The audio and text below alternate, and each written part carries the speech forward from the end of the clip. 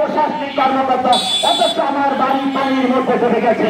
যার পৌরসভার মাইন মানিনি, স্থায়ী মানিনি, অপরিকল্পিত আইন মেনে বাড়ি করবো। আপনাদেরকে একটি সুন্দর জানিয়ে রাখতে চাই, আগামী প্রজেক্ট আসছে, পঞ্চায়েত করলে কাজ হবে।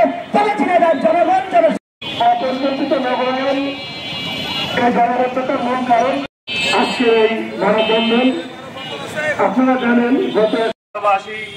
সকলকে ধন্যবাদ।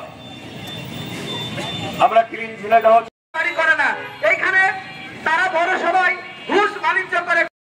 আজকে ঝিনাইদহের চারপাশে জলবদ্ধতা সৃষ্টি হয়েছে।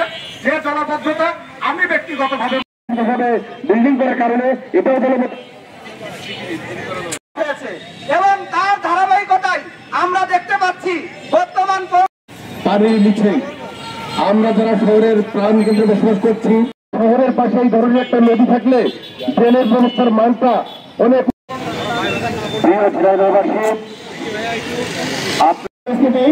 এ পর্যায়ে আমাদের সামনে বক্তব্য নিয়ে আসছেন সম্মানিত উপস্থিতি। এ পর্যায়ে আমাদের সামনে বক্তব্য নিয়ে আসছেন, বেশি আমরা সকলেই দায়ী। আমি বলবো, আমরা যখন বাড়ি করি সহ পরিচালনা করেন যারা ভুক্তভোগী এই